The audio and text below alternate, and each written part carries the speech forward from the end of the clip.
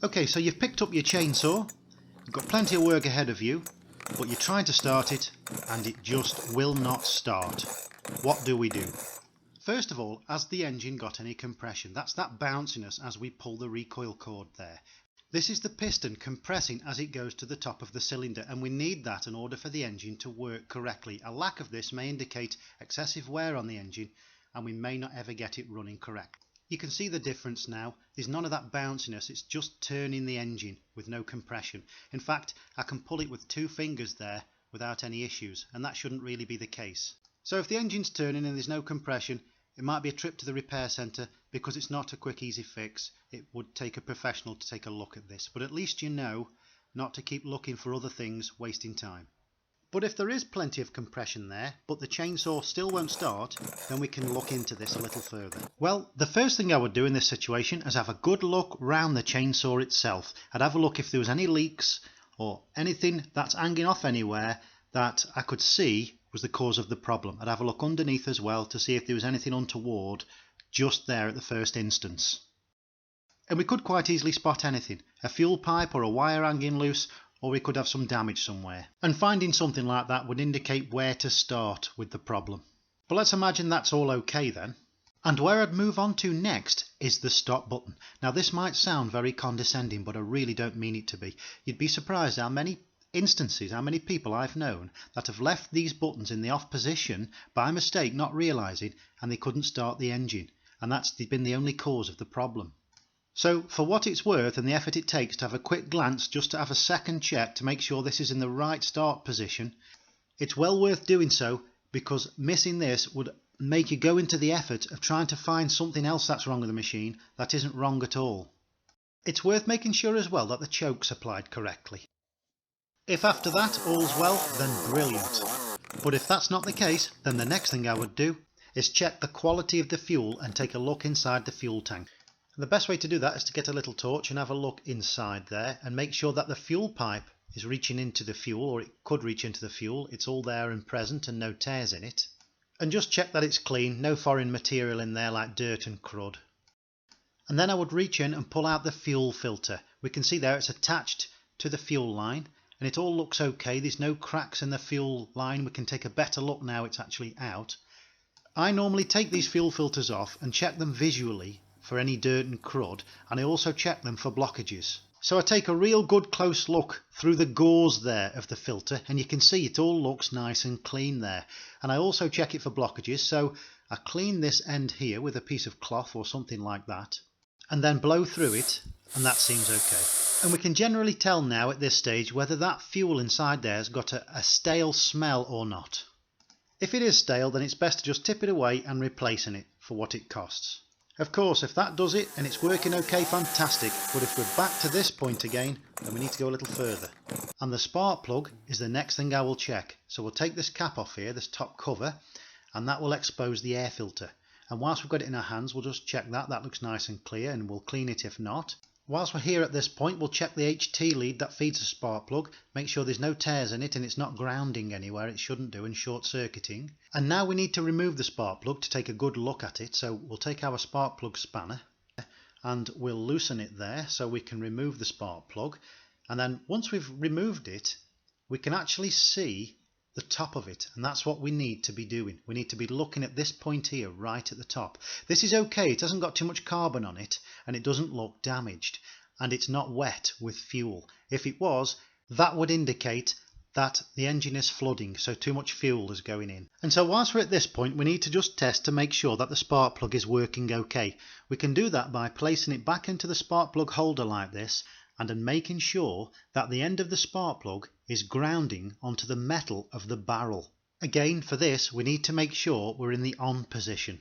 And then we turn over the engine by pulling the recoil like this, and we can see the spark plug sparking, so that's okay. And if it's not sparking, we've probably found the reason it's not starting at all, and so it needs to be replaced. But whilst we've got the top cover removed and the air filter removed, we can see down into the components a little better, and it's always worth checking now a little further. I just get myself a torch and have a look down there at the choke butterfly, and I'll just make sure all around is looking okay, that the choke butterfly as well is in a good state of repair, and then can have a look round at the linkages here to make sure they're okay. And what I normally do now is I'll pull the choke and have a look at the choke butterfly to make sure everything's operating well. And you can see there it did close when I pulled it out there. And that's what needs to be happening, that's functioning correctly. As we can see, pushing it in and out there, it's operating it via the linkage very well indeed, so there's no issues there. And so if the choke butterfly and the lever weren't working together this well, then it would indicate we could cause starting problems as a result of that. In the past I have seen linkages break or dislodge and I've had to replace them. And now's a very good idea to have a look down the sides here at the fuel pipes and all the linkages, to have a look to see if there's any obvious damage that we can attend to, just to be totally thorough. And just make sure the carburettor isn't loose, because if it is, then it could be drawing in air where it shouldn't do, causing the starting problems. So if we've checked all that and we find all is great, brilliant. But if not, then the next thing I would check is the carburettor adjustment screws. Now, adjusting these adjustments here is a video in itself, and I do actually have a video already on YouTube that I've uploaded recently to this one, so please do check that out. But in my opinion, it is quite common for these screws to need adjustments, and that's because there are actually several reasons why a carburettor would need an adjustment, and that can be as simply as if someone else has borrowed the machine and tried to adjust it themselves and they've sort of adjusted it wrongly a little. I've known that to happen quite a lot. Also, when we use different fuels and different mixes of fuel, that can sometimes have an effect, and we just need to tweak the engine slightly.